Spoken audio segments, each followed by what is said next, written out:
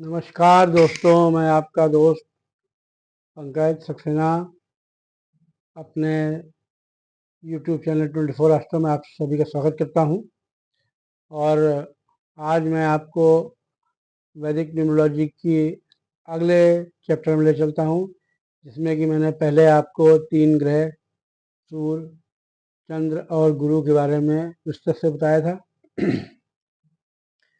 और आपको ये भी बताया था कि वैदिक न्यूमरोलॉजी क्यों आवश्यक है, क्यों इसके ज़रिए प्रेडिक्शन किया जाता है। तो उसके लिए मैं आपको बता दूं कि जहाँ कहीं भी अगर जातक को अपना समय ज्ञात नहीं होता है तो उस स्थिति में जातक का प्रेडिक्शन एस्ट्रोलॉजी से करना मुश्किल होता है, ज्योतिष से करना मुश्किल होता है, क्योंकि हमारी सारी दशाएं अंतर्दशाएं सब बदल जाती हैं। तो इस चीज़ को ध्यान में रखते हुए हमारे ज्योतिष द्वारा जो पद्धति अपनाई जाती है उसको बोलते हैं वैदिक अंक शास्त्र, वैदिक न्यूमरोलॉजी। जैसे कि बहुत सी विधाएं प्रचलन में हैं, लोशो ग्रिड है और कैलेंडियन है, लेकिन मेरा अपना विश्वास है कि वैदिक न्यूमरोलॉजी जो है एक परफेक्ट साइंस है, जो कि वैदिक ज्योतिष के साथ और वैसा ही काम करती है। तो इसके लिए जो है मैं आपका ज़्यादा वक्त नहीं लूँगा।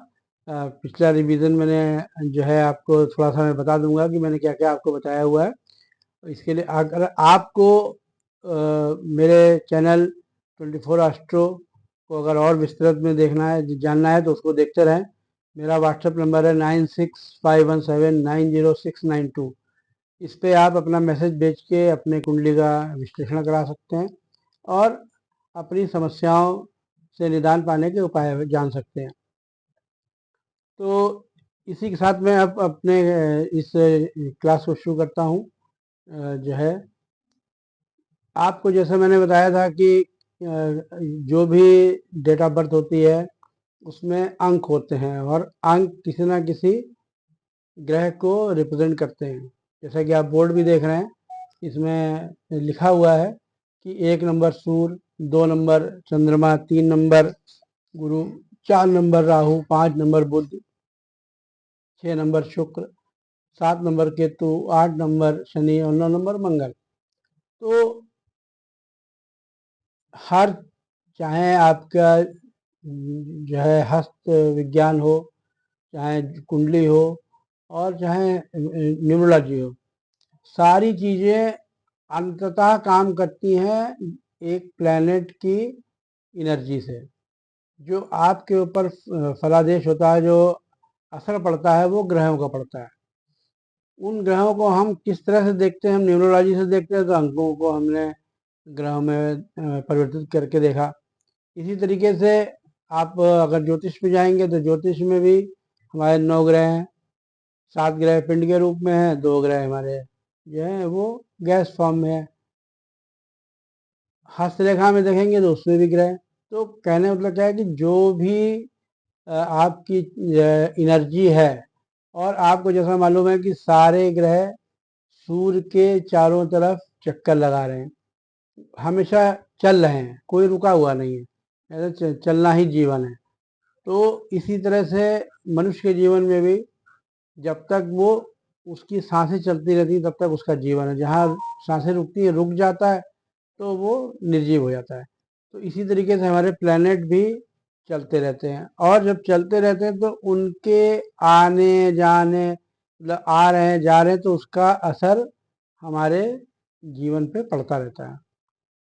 तो अब इसी जो भी ग्रह हमारी कुंडली में ऑलरेडी मौजूद हैं, या हमारे न्यूमरोलॉजी में डेट ऑफ बर्थ में उसके नंबर्स मौजूद हैं, तो उसकी एनर्जी हमको ऑलरेडी मिल रही होती है। जो नंबर हमारे ग्रिड में नहीं है, तो ऐसा नहीं है उसकी एनर्जी नहीं मिल रही होती है, उनकी एनर्जी हमको उनकी महादशा, अंतरदशा और प्रदंतर दशा में हमको मिलती है। तो इसीलिए कहा जाता है कि कुंडली में जितने भी ग्रिड में वैदिक न्यूमरोलॉजी ग्रिड में जितने भी कम नंबर आएंगे वो अच्छा होता है। क्यों? क्योंकि जब ऐसे नंबर रिपीट होते हैं मान लीजिए किसी की कुंडली में मंगल 2 बार आ गया, 99 की डेट ऑफ बर्थ है, तो क्या होगा कि अब मंगल की एनर्जी डबल है, डबल एनर्जी अच्छी है, स्पोर्ट्स में ले जाएगा, स्पाई में ले जाएगा, उसके अंदर पावर बहुत अच्छी होगी। लेकिन अंतरदशा, महादशा, अंतरदशा, प्रतिदशा में जैसे ही मंगल की ये दशाएं आएंगी तो मंगल क्या होगा, वो रिपीट हो जाएगा, 3 बार हो जाएगा।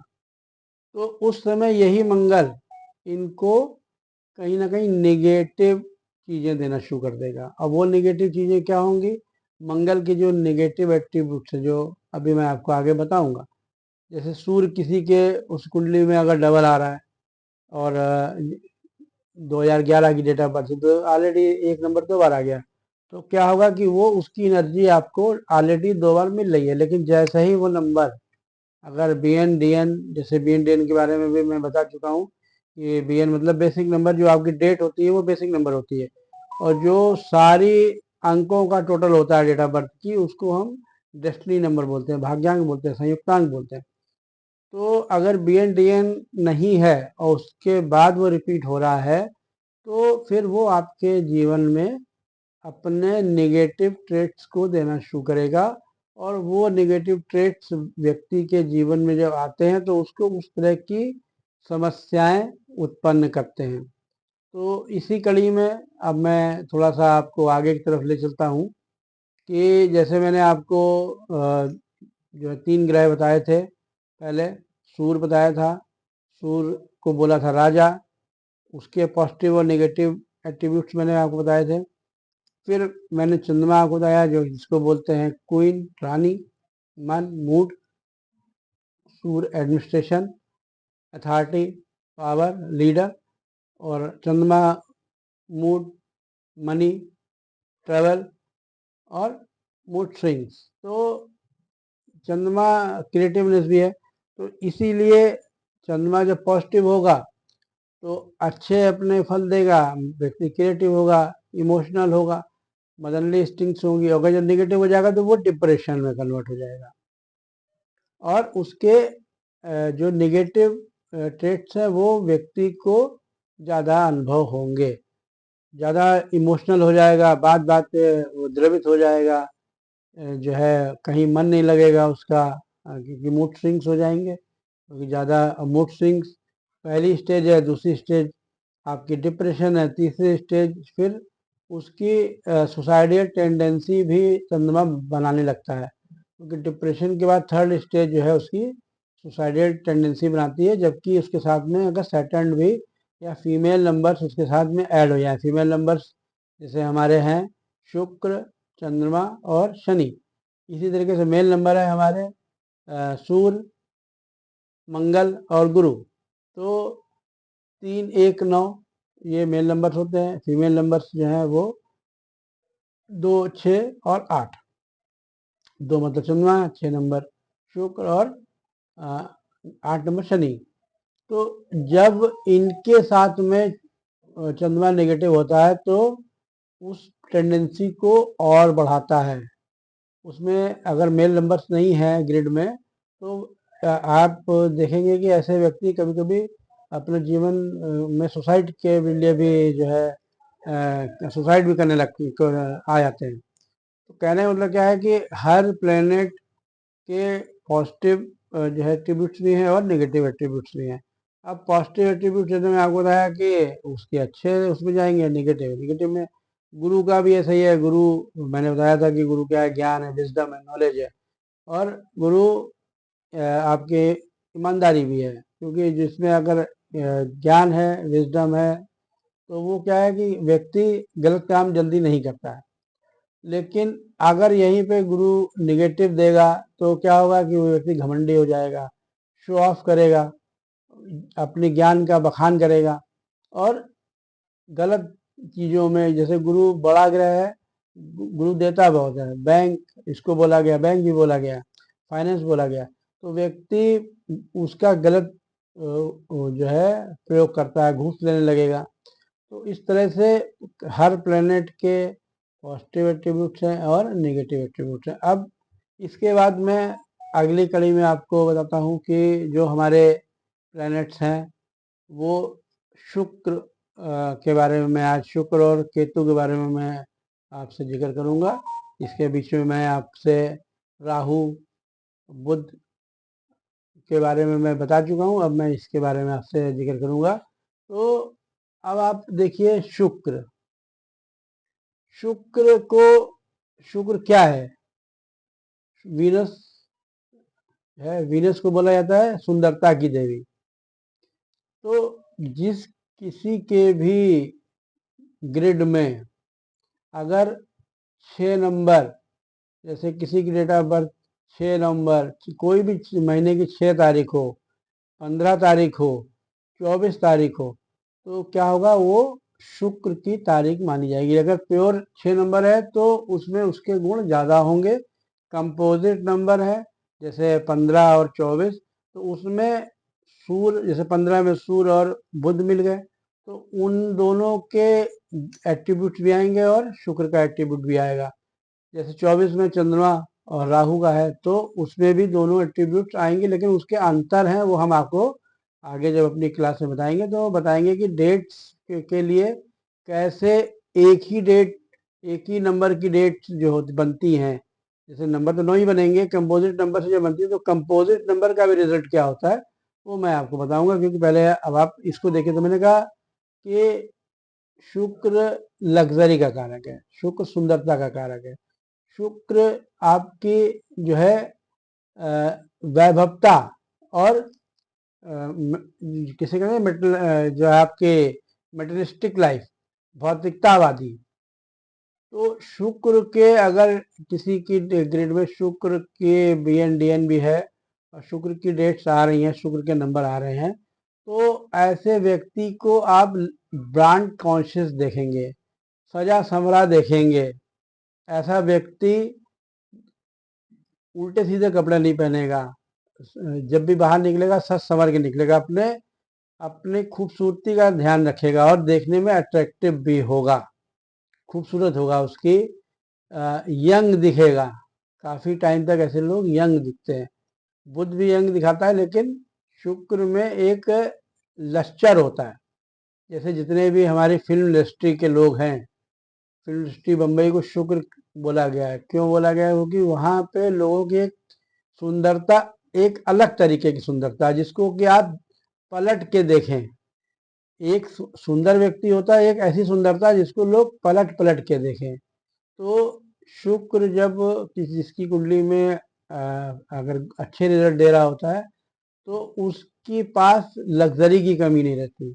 वो लग्जरी भले ही उसकी हो या दूसरों की हो, वो उसको लग्जरी से जो है उसका उपयोग कराता ही कराता है। जैसे आप मान लीजिए कि किसी का शुक्र बहुत बलवान है लेकिन धनयोग नहीं है, तो अब वो अमिताभ बच्चन का ड्राइवर बन जाए, तो अमिताभ बच्चन के पास करोड़ों की गाड़ियां हैं, तो वो अपनी जिंदगी में तो उन गाड़ियों पर नहीं चढ़ सकता था, रोज रॉयल्स ऐसी गाड़ियां।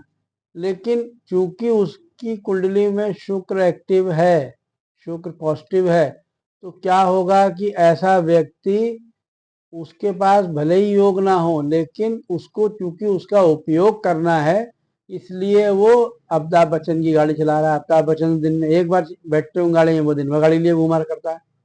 तो कहने का मतलब क्या है कि अगर शुक्र कहीं से भी कुंडली में एक्टिव है, तो वो आपको लग्जरी ब्रांड की तरफ ले जाएगा, खूबसूरती की तरफ ले जाएगा। अब आप देखिए कि अमिताभ बच्चन का ड्राइवर तो ऐसे तो बैठेगा नहीं, पूरी ड्रेस में, वेल ड्रेस होकर बैठेगा, परफ्यूम वरफ्यूम लगा के बैठेगा, क्योंकि कहीं साथ को बदबू ना आ जाए, नहा धो के आएगा बिल्कुल।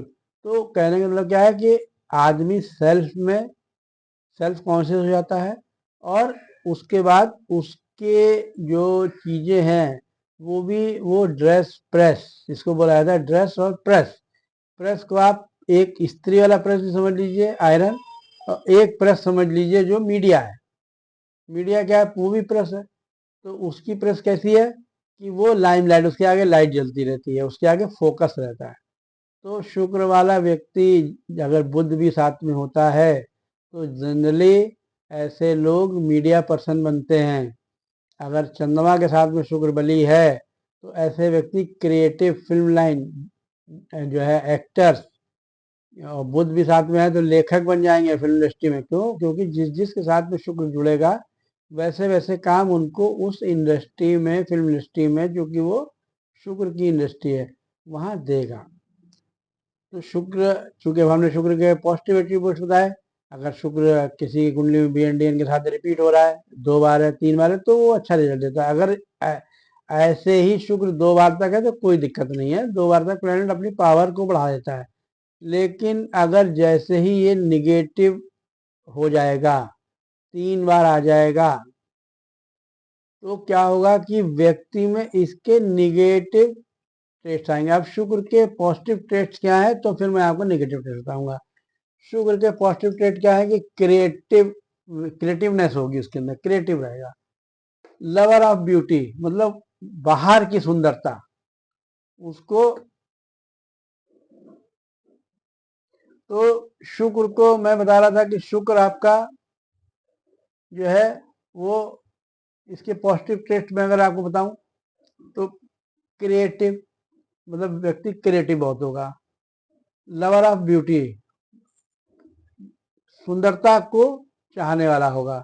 इसीलिए ऐसे लोग थोड़े से जिसके बोला जाता ना कि लवर बॉय, तो ये जो है अपोजिट सेक्स में बहुत ज़्यादा जो है मशगूल रहते हैं और मशहूर भी होते हैं।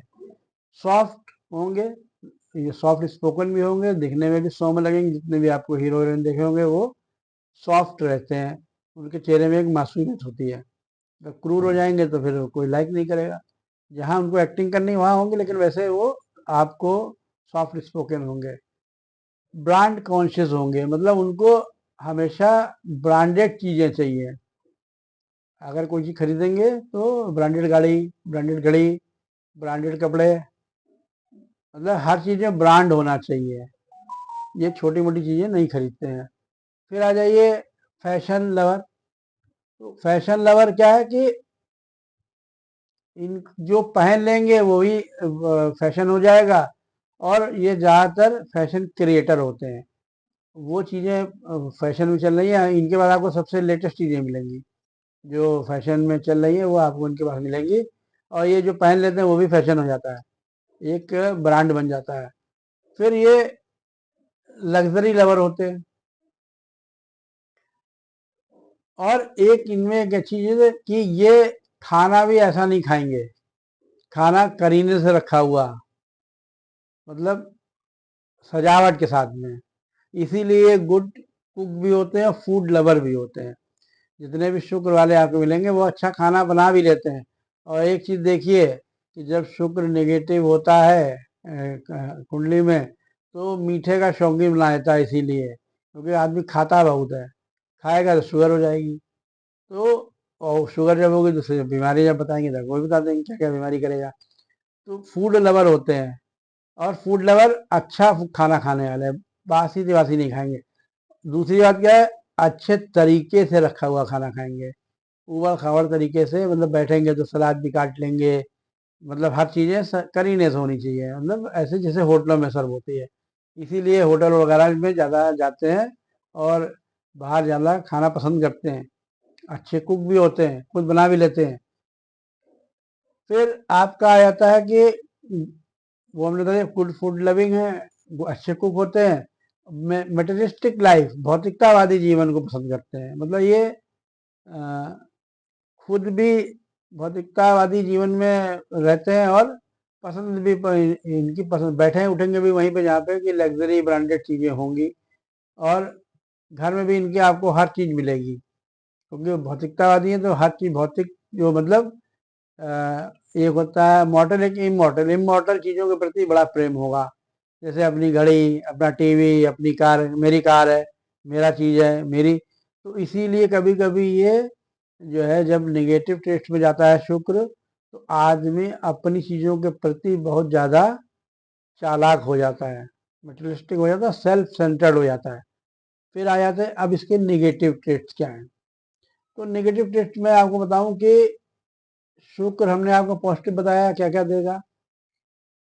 मीडिया, फिल्म लाइन पॉजिटिव है। क्रिएटिवनेस होती है, पॉजिटिव है। लेकिन जब ये निगेटिव होगा तो इसके निगेटिव ट्रेट्स जो है लाइफ में बढ़ेंगे। जो निगेटिव बैड क्वालिटीज हैं शुक्र की और वो आपको इंक्रीज करने लगेंगी। वो कैसे करेंगी?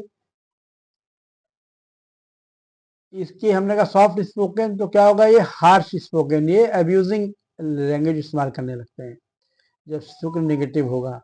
मतलब ये बोलने में कंट्रोल नहीं रखते कि क्या बोल रहे हैं। फिर बैड करेक्टर। बैड करेक्टर क्यों? क्योंकि अपोजिट सेक्स लवर होते हैं, तो जनरली ऐसे लोग के जो है सेक्स की भावना बहुत ज़्यादा हो जाती है, क्योंकि अपोजिट सेक्स का अल्टीमेट जो है वो रीच कहाँ है? सेक्स है। तो वो उसी लिए जब शुक्र नेगेटिव होता है तो ऐसे लोग का कैरेक्टर जो है लोग बोलते हैं बैड कैरेक्टर। क्यों? क्योंकि किसी पे भी फिदा हो जाते हैं, किसी को भी देखेंगे तो उसके पीछे लग जाएंगे, तो अपना जो है आपा खो देते हैं। इसीलिए ऐसे लोग जब शुक्र मंगल कहते हैं ना साथ में हो कुंडली में भी, तो लोग लव मैरिज कर लेते हैं या भाग जाते हैं अपने पार्टनर के साथ में, विदाउट मैरिज रहते हैं। क्यों? क्योंकि मंगल जल्दीबाजी करता है और शुक्र अपोजिट सेक्स के प्रति अट्रैक्शन देता है, तो इतना अट्रैक्शन बढ़ जाता है कि वो फिर उसके बिना रह नहीं पाते, उनको उसकी भूख बढ़ जाती है। तो इसके लिए उस समय जो शुक्र नेगेटिव होता है तो 99% लोगों को जो है वो बैड कैरेक्टर्स उनका कैरेक्टर ढीला कर देता है। फिर आ जाइए आपकी, जब कैरेक्टर ढीला होगा तो क्या होगा? घर के जो मैरिड लाइफ है वो डिस्टर्ब होगी, लिटिगेशंस होंगे, कानूनी वाद विवाद होंगे, डाइवोर्स भी होने की संभावना बढ़ा देता है, इसीलिए जेल की संभावना बढ़ा देता है। अब शुक्र अगर खराब है तो शुक्र कहाँ पे रोक देता है? शुक्र देता है यूरिन के रोग, शुक्र देता है किडनी के रोग, शुक्र देता है शुगर। तो जब उसके पॉजिटिव एट्रीब्यूट्स आपको मिलते हैं, पॉजिटिव ट्रेट्स मिलते हैं, तो उसका पॉजिटिवनेस आपको जो है मिलती है। लेकिन जैसे ही वो रिपीट होता है without B N D N, तो क्या करता है? नेगेटिव चीज़ें बढ़ा देता है। जब नेगेटिव चीज़ें बढ़ा देता है तो ऐसे व्यक्ति के लाइफ में शुक्र प्रॉब्लम देने लगता है, और जब प्रॉब्लम देता है तो फिर वो प्रॉब्लम मैंने आपको बताई क्या क्या प्रॉब्लम देगा। अब मैं आता हूँ आपके नेक्स्ट प्लेनेट केतु के ऊपर। केतु को मैंने पहले भी कहा कि केतु जो है गुरु का चेला है, और वैदिक न्यूमरोलॉजी में केतु को बहुत अच्छा ग्रह माना गया है, क्योंकि इसका प्लेसमेंट भी आप देखिए तो बीच में होता है, तो सारे प्लेनेट को ये कंट्रोल करता है। और केतु को जैसे आप जानते हैं केतु धर्म ध्वजा है, तो धर्म क्या है? गुरु, और ध्वजा क्या है? केतु। तो इसीलिए केतु को धर्म ध्वजा कहा जाता है। तो केतु अगर कुंडली में अच्छा है, एक बार है, तो इसके आपको बहुत अच्छे रिजल्ट्स देखने को मिलेंगे। और केतु अगर सूर्य के साथ में अगर आपके कुंडली में दशा दशा में है, या ग्रिड में 1/7 है, 1 जुलाई का किसी का 1 जुलाई का बर्थ हो, तो क्या होगा कि उसके 1 और 7 का योग बन जाता है, तो ऐसा व्यक्ति हाई पोस्ट पे पहुंचता है। क्योंकि सूर्य क्या है? डंडा, और केतु क्या है? झंडा। एक सूर्य का नंबर होता है 1, मतलब 1 को लिखिए तो कैसा बनेगा? डंडे की तरह बनेगा, और केतु उसमें झंडा हो जाता है, धर्म ध्वजा हो जाता है। तो ऐसे लोगों की गाड़ियों में झंडे लगे मिलेंगे आपको, चाहे सरकारी मिले और चाहे नेताजी के मिले और चाहे आपके जज के मिले, किसी के मिले, झंडा लगा होगा। तो कहने मतलब क्या है, केतु को वैदिक न्यूमरोलॉजी में वो एक अच्छा ग्रह माना गया। अब केतु अगर पॉजिटिव है, BN-DN के साथ रिपीट हो रहा है, तो ऐसे व्यक्ति की लाइफ में स्टेबिलिटी देता है केतु। देखिए ताज्जुब, वैदिक ज्योतिष में केतु को खराब मानते हैं, लेकिन वहां पे भी राहु केतु को अगर कुंडली में अच्छे हैं तो कहते हैं कि राहु केतु कलयुग के राजा राजा रानी है। क्यों? क्योंकि राहु केतु एक ही है। सर राहु है तो धड़ केतु है, केतु जड़ है, इसीलिए जड़ बोला गया, केतु वो पकड़ लेता है, और राहु घूमता फिरता रहता है। तो केतु को बोला गया स्टेबिलिटी, केतु को बोला गया लक, मतलब भाग का सूचक है। अगर केतु अच्छा है तो व्यक्ति को भाग बढ़ाता है और आपकी जितनी भी इच्छा है उसको वो पूर्ण करता है, पूरा करता है। Relation of the desires. तो बहुत अच्छा ग्रह हो गया भाई। और क्या केतु एक आपको कहते हैं ना कि आगे की सोच दे देता है, प्रिडिक्शन, आपको चीजों का पूर्वाभास। आदमी पहले से प्रिडिक्ट कर लेता है, पूर्वाभास हो जाता है उसको। तो केतु ही एक ऐसा प्लेनेट है कि अगर कुंडली में अच्छा है तो आपको चीजों का पूर्वाग्रह पहले हो जाएगा। आप कह दो यार मत जाओ, देखो आज वहां पे दिक्कत हो जाएगी, तो हो जाता है। केतु अगर अच्छा है, वो व्यक्ति जो बोल दे। इसीलिए वैदिक न्यूमरोलॉजी में जब मैं आपको कॉम्बिनेशन बताऊंगा, तो 178 का कॉम्बिनेशन जब कभी बनता है तो ऐसे व्यक्ति को काली जवान वाला बोला जाता है, कि जो बोल देगा वो हो जाएगा। तो केतु क्या है? इच्छा है, इच्छा पूर्ति, desires, relation of desires. Ketu travel भी है। केतु अगर कुंडली में 12वें घर बैठे, 9वें घर बैठे, तीसरे घर बैठे कुंडली में भी, तो विदेश यात्राएं करा देता है। क्यों? केतु अगर आपके दशा महादशा अंतरदशा में अगर आ रहा है, चाहे ज्योतिष में आए चाहे आपके वैदिक न्यूमरोलॉजी में आए, तो लोग कहते हैं ना कि भैया स्थान बदल जाएगा। तो केतु कैंची है, केतु काट देता है। तो एक जगह से काटता है, दूसरी जगह जोड़ देता है। और इसीलिए केतु और मंगल क्या करते हैं? ऑपरेशन करा देते हैं। अगर किसी आप वैदिक ज्योतिष मालूम है तो आप समझ लेंगे कि केतु जब भी चलता है, मंगल साथ में आ जाए, तो मंगल खून है और केतु ऑपरेशन है, तो व्यक्ति का चोट लगेगी, ऑपरेशन होगा, काटा जाएगा तो उसके बाद ऑपरेशन होगा। और ऑपरेशन क्या कहते हैं? काटने को बोलते हैं। तो इसीलिए केतु ट्रेवल है। और केतु लॉजिकल एटीट्यूड देता है, रिसर्चर बनाता है। अब रिसर्चर कैसे? केतु अगर आपकी कुंडली में अच्छा है तो व्यक्ति खोजी पंडित हो जाता है, हर चीज की खोजबीन करता है। मतलब ऐसे ही बात को नहीं मानेगा, वो लॉजिकल कंक्लूजन पे चीजों को ले जाएगा। ठीक। तो केतु के ही हमने आपको पॉजिटिव एट्रीब्यूट बताए, टेस्ट बताए। अब अगर मान लीजिए केतु नेगेटिव हो जाए, तो अब आप देखिए कि जो पॉजिटिव ट्रेट्स थे कितने अच्छे थे। लकी, स्टेबिलिटी, लक, स्टेबिलिटी और रिसर्च, सब कुछ बताया। लेकिन अगर जब केतु नेगेटिव होगा, बीएन डीएन नहीं है और रिपीट हो जाए 2 या 3 बार, तो ये आपके अनस्टेबिलिटी देता है। स्टेबिलिटी का आप अपोजिट बताइए, अनस्टेबिलिटी। लक, अनलकी, अनलक हो जाता है, मतलब आदमी अनलकी हो जाता है, मतलब जो काम करेगा वो सफलता ही नहीं मिलेगी।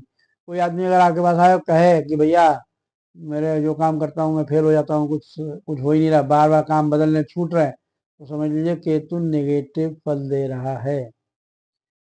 अनप्लान्ड ट्रेवल, फॉरेन ट्रेवल होता है, ट्रेवल होता है तो पॉजिटिव में। लेकिन अचानक यात्राएं, कि मतलब बैठे थे घर में, फोन आ गया भैया और चाची की तबीयत खराब हुई, भगे, तो क्या होगा? अनप्लान्ड ट्रेवल देगा, बिना सोची हुई यात्राएं, क्योंकि उसको दिक्कतें देनी है। फिर जब केतु ज्यादा रिपीट होता है तो व्यक्ति बकवास करता है, बाल की खाल निकालेगा, मतलब इतनी जिराई करेगा बात बात पे आपसे कि आप परेशान हो जाएंगे कि क्या करें। ये जो है, मतलब आया आपके पास और हर बात पे जिराए, हर बात पे जो है आपसे वो का आर्गुमेंट करे, तो समझ लीजिए कि केतु कहीं ना कहीं नेगेटिव रिजल्ट दे रहा। अब जब केतु बहुत ज्यादा नेगेटिव होता है तो इंसोम्निया की प्रॉब्लम, मतलब नींद ना आने की बीमारी देता है। क्योंकि व्यक्ति सोचने बहुत लगता है। और ज्योतिष में एक बात कही गई है कि अगर अष्टम में केतु बैठा होता है तो व्यक्ति सुसाइड करने की कोशिश करता है, अगर चंद्रमा भी उस समय खराब हो, नेगेटिव हो। तो यहाँ भी देखिए कि चंद्रमा भी जो है इंसोम्निया देता है। मैंने आपको चंद्रमा के नेगेटिव एट्रीब्यूट बताया थे। तो चंद्रमा क्या? चिंता है, मन है। जब मन परेशान होगा तो क्या नींद आएगी? नहीं आएगी। तो केतु को इसीलिए हम आपको एक और चीज बताएं, केतु को नेगेटिव मून माना जाता है और राहु को नेगेटिव सन माना जाता है।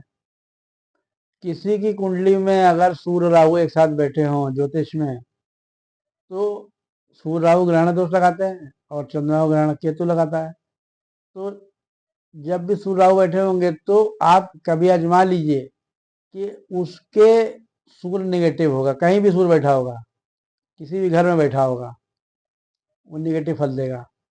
और इसी तरीके से जब तक उसके पिता रहेंगे तब तक सूर्य उसको नेगेटिव फल नहीं देगा, लेकिन जैसे पिता की डेथ होगी तो सूर्य राहु जो है उस समय सूर्य नेगेटिव रिजल्ट देने लगते हैं। तो कहा जाता है कि पिताजी के रहते तो सब कुछ अच्छा था, पिताजी के जाने के बाद घर में जैसे भूत आ गए। क्यों? क्योंकि उस समय जो सूर्य राहु है, राहु सूर्य को जकड़ लेता है, ग्रहण लगा लेता है। पिता क्योंकि खुद सूर्य होता है तो बच्चे को बचाए रहता है, लेकिन जैसे ही पिता की डेथ होती है, पिता चले जाते हैं, तो वो सूर्य राहु के गिरफ्त में आ जाता है। इसी तरीके से चंद्रमा केतु को नेगेटिव मून कहा गया है। तो अगर चंद्रमा केतु किसी कुंडली में एक साथ बैठे हों, किसी घर में बैठे हों, तो वो भी आपको क्या है, माँ को समस्याएं देंगे, माँ का ऑपरेशन होगा, माँ परेशान रहेगी हमेशा। दूसरा क्या है कि ऐसे व्यक्ति को चंद्रमा केतु ने किसको जकड़ लिया, चंद्रमा को, मन को। तो मन खराब हुआ तो नींद नहीं आएगी, रात में चलने की बीमारी, रात में चलते चलते कहीं कूद जाना, भाग जाना। तो बहुत से लोग सुना होगा ना कि रात में उठ के चलने लगते हैं। ये यही प्रॉब्लम है, इंसोम्निया। और अगर राहु या केतु, राहु के साथ में सूर्य हो, चंद्रमा के केतु, तो ऐसे व्यक्ति को सांप के सपने जरूर आते हैं। अगर सांप आपके पीछे भाग रहा है, सांप आपको काट रहा है सपने में, तो समझ लीजिए कि केतु कहीं ना कहीं नेगेटिव है। क्योंकि केतु क्या है, सांप की पूंछ है और राहु सांप का सर है। अगर कोई देखें आपकी कोई सांप आपको काट रहा है तो राहु नेगेटिव, और अगर किसी कोई ग्रह सांप ने लपेट लिया है तो केतु नेगेटिव। इसीलिए केतु को वायर्ड चीजें बोला गया है। क्या बोला गया है? जो तार वाली चीजें। जब भी केतु खराब होगा तो आपके घर में दीवार या तार के गुच्छे पड़े मिलेंगे, बंधे हुए मिलेंगे। और जब राहु खराब होगा तो वायरलेस चीजों को खराब करता है राहु, बेतार, मोबाइल, लैपटॉप, जो भी वायरलेस चीजें हैं उनको राहु खराब करता है जब खराब होता है। तो अब जब हमने क्या, केतु अगर खराब होगा तो अनयूजफुल ट्रेवल, बेकार की यात्राएं, यात्रा से लाभ ना होना, बैड लक, बाल की खाल निकालने वाले, इंसोम्निया, नींद ना आने की बीमारी, और अनस्टेबल मैरिड लाइफ, जॉब में अनस्टेबिलिटी देता है, जॉब छुड़वा देता है, बार बार बदलाता है, और इवन यात्राओं में भी दुर्घटनाओं का कारण बनता है। अगर केतु मंगल साथ में चल रहा है तो शनि भी साथ में हो, तो ऐसे समय में कहा जाता है वाहन सोच समझ के चलाएं, अन्यथा वाहन से दुर्घटना हो सकती है। तो ये मैंने आज आपको 2 ग्रह बताए, क्योंकि 3 ग्रह बताने में बहुत लंबा वीडियो हो जाता है, तो इसलिए 2 ग्रह मैंने बताए। इनको जितना आप प्रैक्टिस करेंगे अपने लोगों में, अपने रिश्तेदारों की कुंडली में, उतना आप इसको समझ पाएंगे। और वैसे मैंने कहा कि ये क्लास में तो मैं ऊपर ऊपर की चीज़ें बताता हूँ। अगर आपको सूक्ष्म विश्लेषण करना है तो मेरे व्हाट्सएप नंबर 9651790692, इस पे आप मुझसे संपर्क कर सकते हैं, या मेरे यूट्यूब चैनल 24 एस्ट्रो पे मुझसे संपर्क कर सकते हैं और अपने कुंडली का विश्लेषण करा सकते हैं। इसी के साथ धन्यवाद, नमस्कार, शुभ रात्रि।